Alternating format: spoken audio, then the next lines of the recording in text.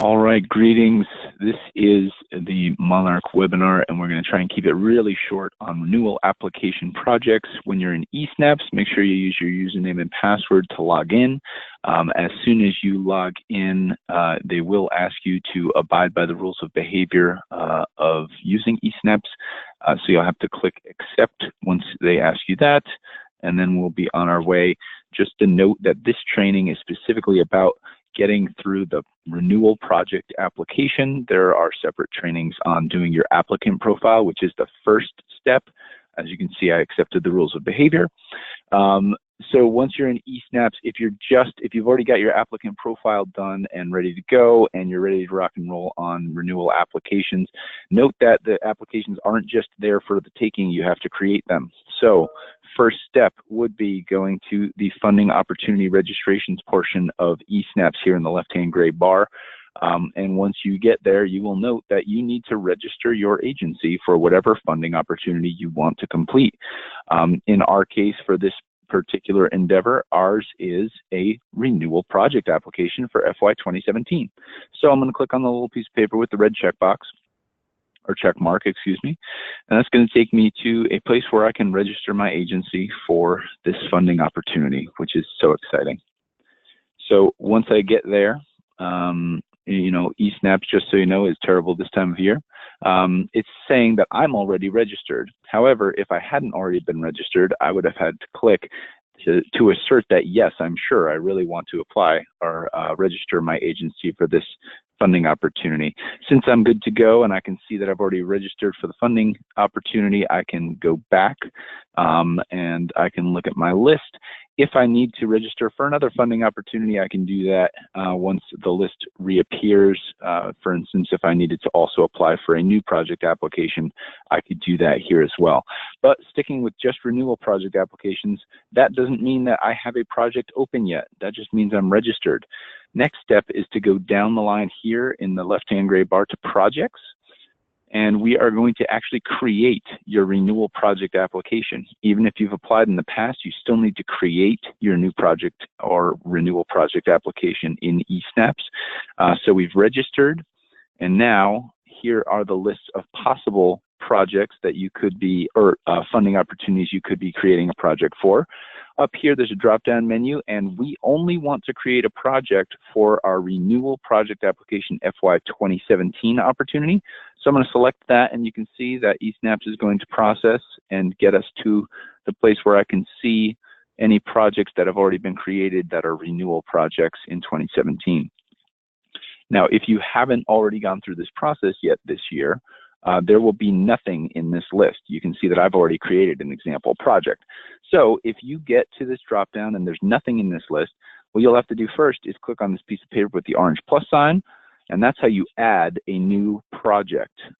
Even though it's a renewal project application opportunity, you still have to create all of your renewal projects. Okay, so click on the piece of paper with the orange plus sign, and it'll take you to a page where you can say what the project name is. So if you want to just call it whatever your last year's project name was, if you are a first-time renewal project, you will, like I have on my screen, you will not have an opportunity to import data from your last year's project because you are still you know, in your first time renewal, and you don't have a renewal project from FY 2016. If you did renew your project application in FY 2016, there will be a drop-down menu here that says import data from, and then a drop-down menu where you can select and click on whatever project it is you want to import data from in order to create your renewal project application for 2017. If you have multiple projects, you can do save and add another. If you don't, you can either just click save or click save and back. When you're in eSnaps, it's always good to click save if you want to preserve any information that you're creating or updating. So once we go back to the list, the next step is going to be, since I've created my new project, I've funded opportunity registration. Sorry, I've done the funding opportunity registration. I've created the project now, and now I've got to find my project that I've created here in the submissions list. Okay. So we click on the word submissions here in the left-hand gray bar, and it'll take us to a list of all the projects that we have currently in eSnaps. So you may see that there's a number 1 down here. If you have many projects, you could have multiple pages worth of projects, so don't get confused and miss your projects and get worried that it's not there. You can also sort by which type of project or what named project you have here.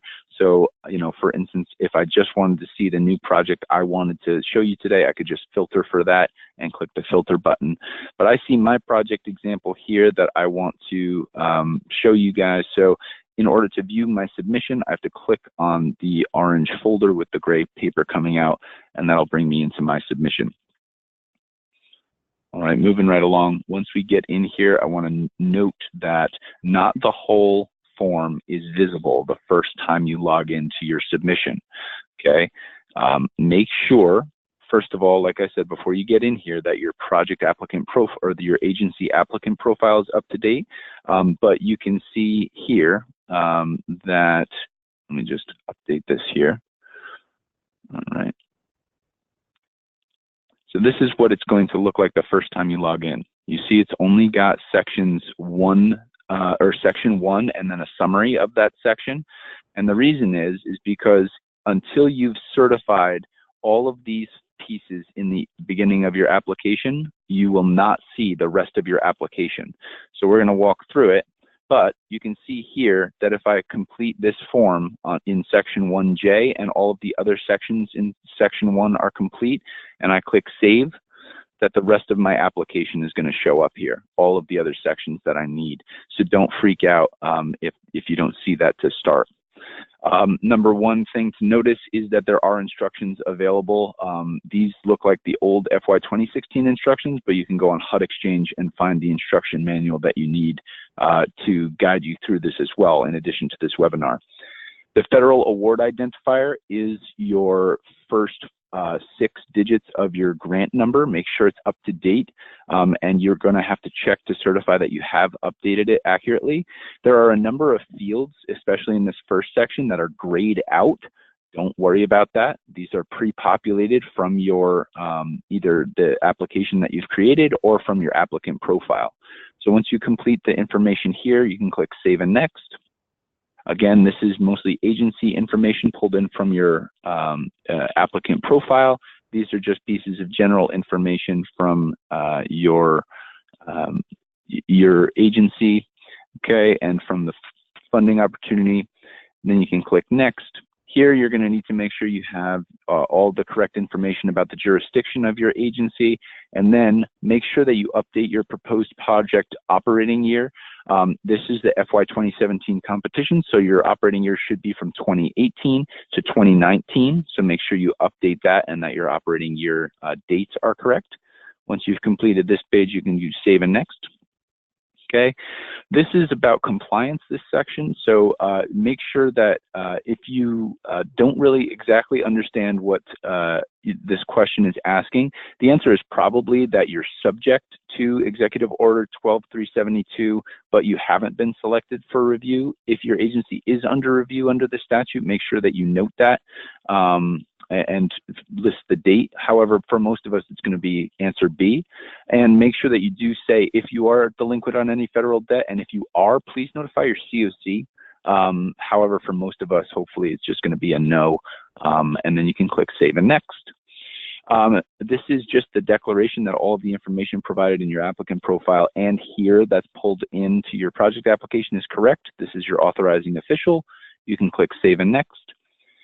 Then this is pulling in from your HUD 2880, okay? So this is from your applicant profile. It may have information about other projects that you are, applying for, because HUD's not just asking for information about funding going to this project that you're applying for, but this section pulling from your applicant profile has information about all of the projects that you are applying for through the COC competition this year. So don't worry about that. This should be very familiar to you from your applicant profile. Just make sure that the information is accurate. If it's inaccurate, you can go back to your applicant profile and update it. Otherwise, you can agree and click Save and Next. Okay, the HUD 50070 about having a drug-free workplace. Make sure that your certifying official can say that you are in compliance with that. Then you can go along to certifying whether or not this is accurate about your lobbying contracts, any that your agency may have. And once that's certified, you can click Save and Next. And then this is about lobbying activities and actually have an engagement in lobbying or hiring a lobbyist. You can make sure that this is satisfied. This will be a yes or no question about whether you actively are registered or have a registered lobbyist. For most of us, it's going to be no. And then you can certify whether it's true and complete and click Save or Save and Next. Oh, counties. There we go. That's why it's incomplete. Okay, click Save and Next. And then please read this section about additional information. This is really critical about the submission with changes option for your renewal projects, or submission without changes option. I just want you to make sure that you look through it. I'll get to it when we get to that section, but please read it for your own information. There are certain parts of this application which everyone's going to have to update, and certain ones which only some will. All right, so now all of my forms should show up because I've certified everything in section 1. And if I have any subrecipients, folks that are receiving grant funds as a subcontractor or subrecipient of my award as an agency, I need to list them here. I can do so by clicking on the piece of paper with the orange plus sign. If I have a sponsor agency that doesn't receive any funds or a partner, I don't have to list them, and I can just click Next. Okay, recipient performance, make sure you answer accurately regarding whether you submitted your APR on time. If you submit that you didn't, you will find that there is an answer box that you have to answer and explain why it wasn't submitted timely. Same thing with, if you have any monitoring findings that are open right now, make sure that you click, and answer this accurately, that you don't mistake saying no, that you don't have any unresolved monitorings when you actually do.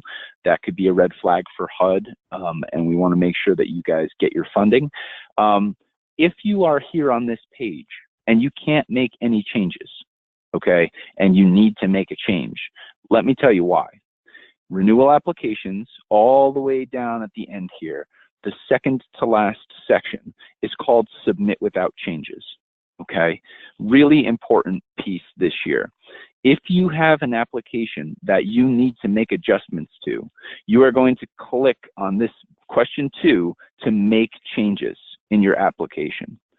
If, however, you have nothing to update, if all the answers are correct in your application when you breeze through your review of it, you are able to select from this drop-down menu a Submit Without Changes option. And it'll just counsel you when you choose that option to make sure that that's accurate.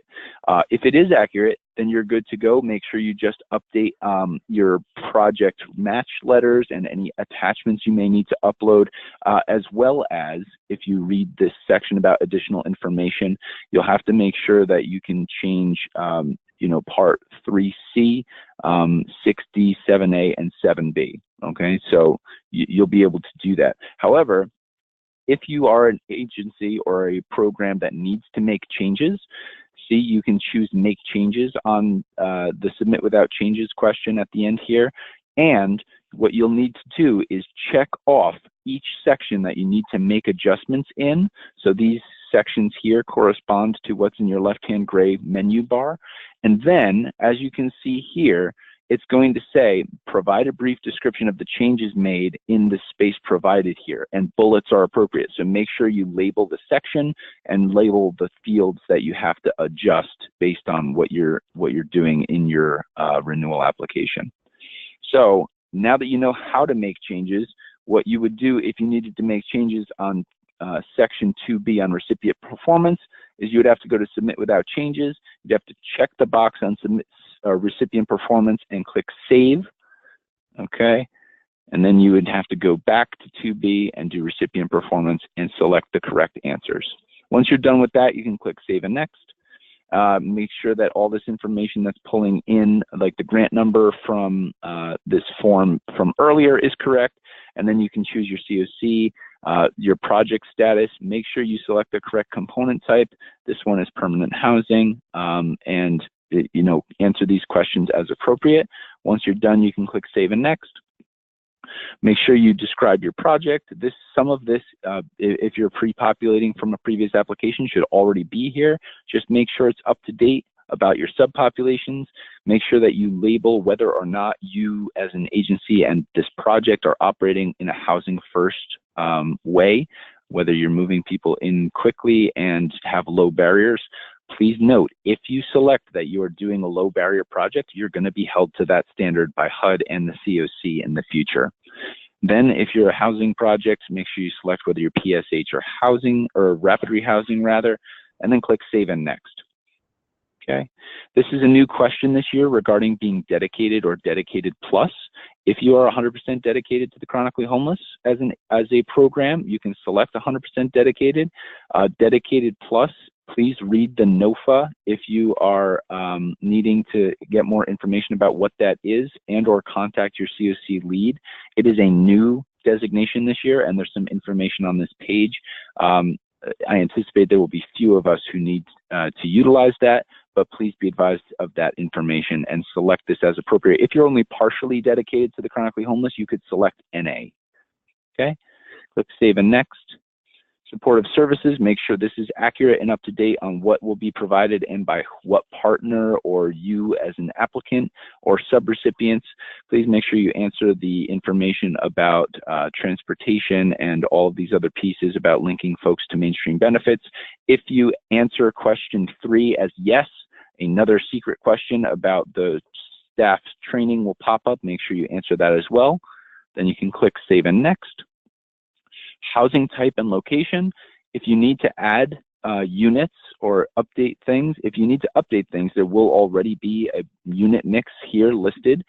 If there is, you can click on the gray microscope, or excuse me, lens that will show up here, magnifying glass. If not, you can click on the paper with the orange plus sign, and you can enter in the number of units. You can say the housing type, whether it's scattered site apartments, the number of units and beds, the address if it's project-based or scattered site, and the city and zip code, and then you make sure that you update the location where these are, and you can click Save and add another if you have more, or you can click Save and back to list in order to preserve what you've already saved.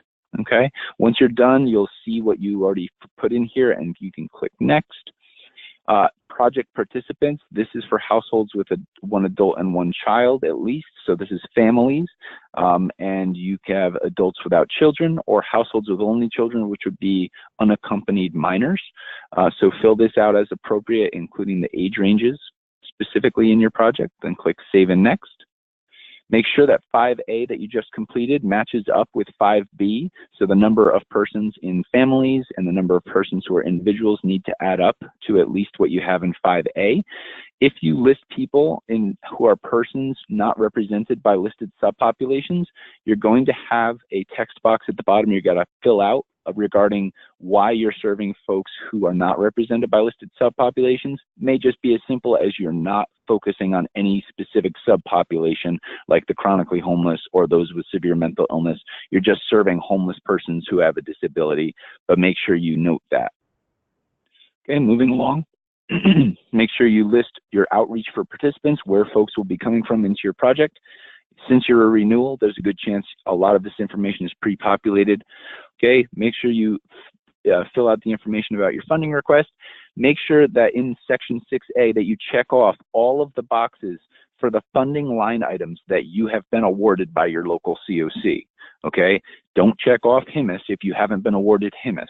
But if you have been awarded supportive services, make sure you check it. Otherwise, you won't have a way to request the funds. Click Save and Next. If you're requesting leasing dollars, you can add your units and your request for leasing here using the piece of paper and the orange plus sign. You can see that there's a number of units. You can select the FMR of your local jurisdiction, and then this will be the total amount that you're requesting for leasing. You can click Save and add another, or Save and back to list. Okay, and once you're done there, it will show up here in your list, and you can click Next. For rental assistance, same thing, okay? And you can click the paper with the orange plus sign and do the drop down. If you are going to request less than the area FMR, for instance, if you've been reduced as an awardee by your COC, you can click yes, and then this HUD paid rent will pop up as an option for you. Otherwise, you can click save and next. And then sources of match will be here. Make sure that if you select in kind, okay, you can adjust the information here, or you can add another source of match. Let's look at this one that we've cited here. If you cite a cash match, that source needs to be you as a grantee or a subrecipient agency. If it's coming from another party, someone outside of your agency, you can label it as in kind, but let me just show you what will pop up. There's going to be a section here that says in kind match MOU, and you must make sure that you include an MOU between yourself and the party that's documenting match for you. Okay? Once you've done with the match section, make sure it's 25% of the necessary line items to match, and you can click save and next. Summary budget. You can see that if you're a renewal agency, you no longer need to categorize what you're using your supportive services line items on. You will still have to make sure they're eligible expenses, but you can just enter in what your budget is for supportive services. If you're a leasing project, what your budget is for operating, and if you receive a HIMIS line item, or if you receive admin in your grant. You can just make sure that you enter in the numbers. You don't have to itemize each expense that you're going to have in those categories any longer. Make sure that your leased units budget and or rental assistance budget adds up to the correct amount. You can cross-reference the amount that's in your summary budget here with what your award was from your COC and make sure that it matches. And then you can click save and next. If you are a nonprofit, make sure you upload your nonprofit documentation. And we also ask you to attach your match documentation. So that's a letter stating what match agreement you have for this project in support of it. That will help you avoid issues and conditions with HUD when you get your award. Then you can click next. Okay, and if you have labeled your match as in kind, you'll need to attach an MOU between yourself and the party providing the match. If it's cash match, you won't have section 7A to complete. After that, really all you have to do is have your certifying official certify that the information is accurate. Click save and next. Again, you'll be at the submit without changes piece. If you had monies reallocated from you, you'll have to click yes. So if your award was reduced this year by your COC, make sure you click yes. Just a note, make sure that if that was the case, that your summary budget and your rental assistance or any other funding that needed to be reduced was reduced, and summarize those changes here. You can then click save and next. You can see here that I cannot submit, okay? I have a grayed out submit button, but you can track your progress here. And when you are done, you will have gray checkboxes next to all the necessary lines, and you can click submit. Otherwise, you can go back to each section and see what you still need to complete. Okay, so once you've done everything, you have a submit button.